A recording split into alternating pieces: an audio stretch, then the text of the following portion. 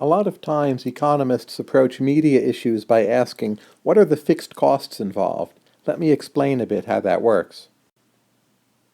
In economic models, there's generally a distinction between fixed and variable costs.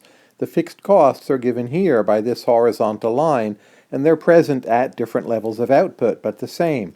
The variable costs typically go up as output increases. Examples of fixed costs would include something like rent. You need to pay the rent to open up a storefront at all. General startup costs, such as registering your business, or in the case of, say, radio, the basic broadcast facility, such as having access to a radio tower to be able to broadcast at all. Examples of variable costs, again referring to the radio station, would be wages for more or better disc jockeys, paying more royalties for playing more songs, or, say, investing in a better sound system. And these are called variable costs because they vary with either how much product you want to produce or how good a product you want to put out in the market. An example of high fixed costs might be, say, running a broadcast network TV station. Just to have a major network up and running at all costs a lot of money up front, no matter what it is you're going to do with that network. In contrast, an example of low fixed costs might be writing poetry. You can sit at home, you need a pen, you might need paper, maybe you need a word processor, but a lot of people can do it without having to spend too much money to get that writing done. High fixed costs typically mean fewer suppliers and also often a concentration of supply in some of the larger markets. You need the larger market to have a larger customer base to cover the expense of those fixed costs. So, for instance, expensive theatrical productions are much more common in New York City on or off Broadway than they would be in, say, Topeka, Kansas, a smaller city. This notion also helps explain why it is that people cluster, say for instance in New York City, because if you live in a major cluster, you will have some extra goods and services available because the local customer base is covering those fixed costs. High fixed costs, if they keep enough firms out of the market, they can mean market power for the firms that survive in the market. This can lead to partial monopoly, and sometimes it can lead to a degree of market failure. This is an important issue, but we cover it in more detail in our video unit on natural monopoly and two kinds of natural monopoly, but I'll just leave it at that for now. Watch the other video.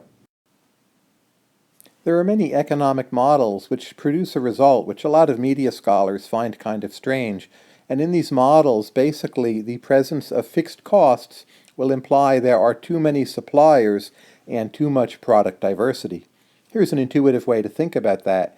If you have, say, 3 firms in the marketplace, and each firm is paying those startup costs, well, it is perhaps the case that you could get an efficiency by consolidating those 3 firms into just one and paying those startup costs once rather than 3 times over.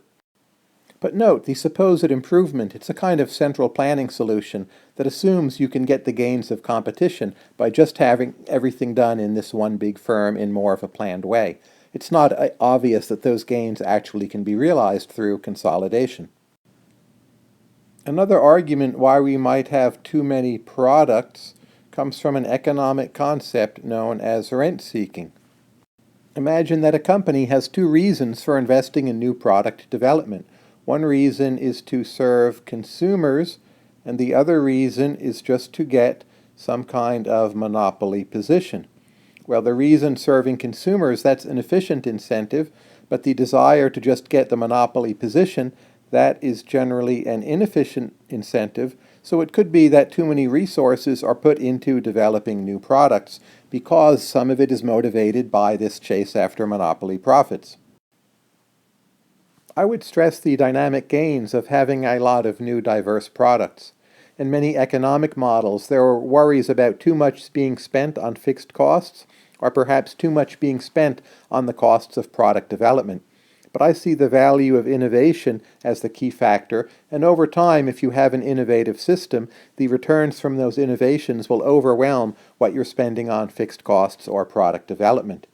If you read a lot of media analysts, the worry is often there's not enough diversity in media, In some of these economic models, the worry is there's too much diversity in media products, and actually I tend to side with the media analysts on this question.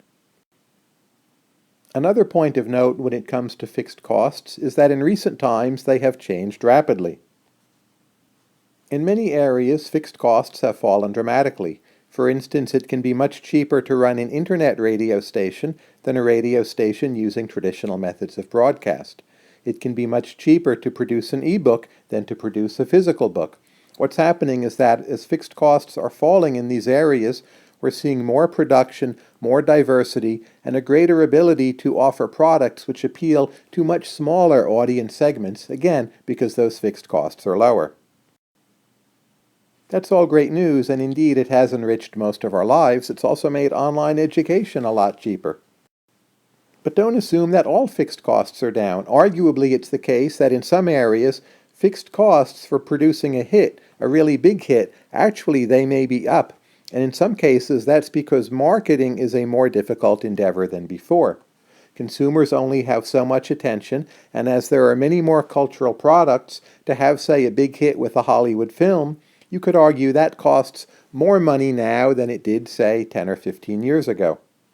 And if it costs more to even get started with the notion of having some kind of hit film, as you draw up even a preliminary advertising budget, well, that will make it harder to break into the film sector.